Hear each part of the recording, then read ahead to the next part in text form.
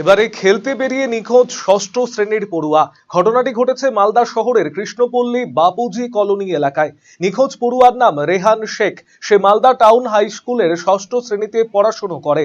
বুধবার বিকেলে বাড়ি থেকে খেলতে বেরিয়েছিল রেহান।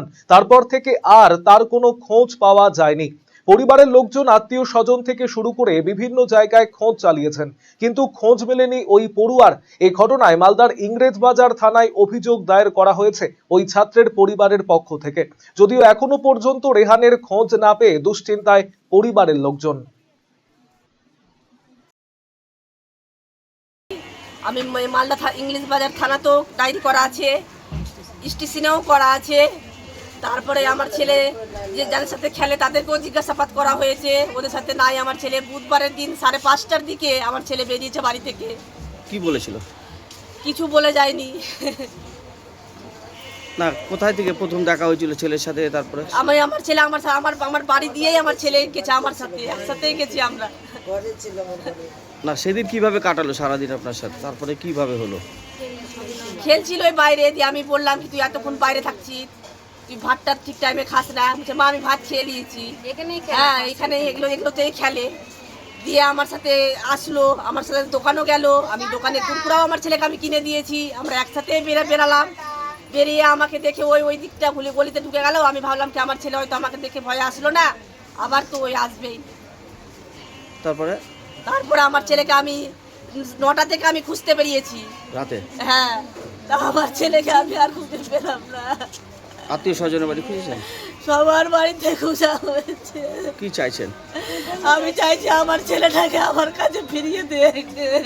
পড়াশোনা করে আমি এটাই সবার কাছে বাচ্চাটা বলে ওইখানে খেলছিল, খেলতে খেলতে একজন বাইরে থেকে এসেছিল, একজনের পা ভেঙেছে। ওকে দেখতে ওর বন্ধু তো ওর গাড়িতে হাত দিয়েছিল। তো ওইখানে কেউ বললো কি মোটরসাইকেলের তেল বের করেছে। সেটা ওর মাকে বুধবারের দিনই একটা ছেলে এসে বললো। তো ওর মা বললো কি তুই এগুলো করেছিস, তুই এখানে আয় আমাকে বলে যা। তখন ছেলে বললো কি না আমি এগুলো করিনি মা।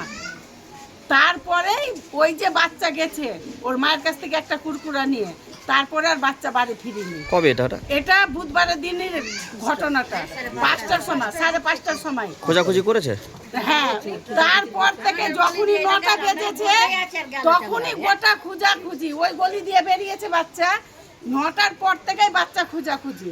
এই 9টা থেকে খোঁজা করতে করতে এতটা হয়ে গেল, আজকে 3 দিন বাচ্চা পাওয়া যাচ্ছে না। থানায় জানিয়েছেন?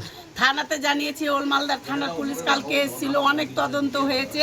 যাদের উপরে সন্দেহ ছিল তাদের ইংলিশ বাজারে জানিয়েছেন? হ্যাঁ, ইংলিশ বাজারের থানার পুলিশ এসেছিল, ওল মালদার থানার পুলিশ এসেছিল। ভুবনেশ্বর এইমসের চিকিৎসক বর্তমানে রায়গঞ্জ গভর্নমেন্ট মেডিকেল কলেজ ও হাসপাতালে কর্মরত। যে কোনো ধরনের ব্যথা ও প্যারালাইসিস নিরাময়ে বিশেষজ্ঞ ডক্টর সর্বানন্দ মণ্ডল এখন বসছেন রায়গঞ্জে একমাত্র নিউ বেঙ্গল মেডিকেলে।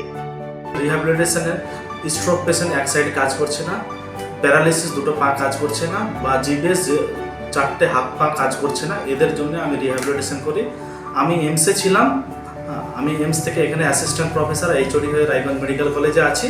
একদম বিনা অপারেশনের মাধ্যমে যেগুলো আপনার পা ঝিমঝিম করছে, হাঁটতে পারছে না, বা ঘাড়ের ব্যথাগুলো ঝিমঝিম করছে, বিনা অপারেশনের মাধ্যমে ট্রিটমেন্ট করা হয়। এগুলো আমি করেছি, আর এখন রায়গঞ্জবাসীর জন্য আমি সেই ট্রিটমেন্টটা আমি নিয়ে এসেছি এখানে।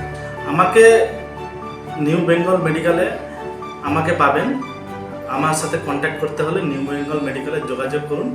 যে কোনো রকম হাঁটু ব্যথা বা গোড়ালি ব্যথা বা যে কোনো জয়েন্টের ব্যথা আমি এখানে ট্রিটমেন্ট করি, আর আপনি অবশ্যই উপকৃত পাবেন এখানে।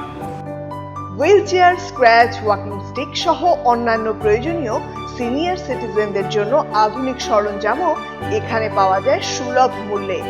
নিউ বেঙ্গল মেডিকেল, সৎসঙ্গ রোড, উকিলপাড়া, রায়গঞ্জ, উত্তর দিনাজপুর। যোগাযোগ 9382968820। Eastern India's #1 boarding school, Himalayan International Residential School, Siliguri. Separate AC hostel for boys and girls. 126-acre lush green campus. World-class sporting facilities. Admission open for session 2026 to 27. Hurry up. Limited seats.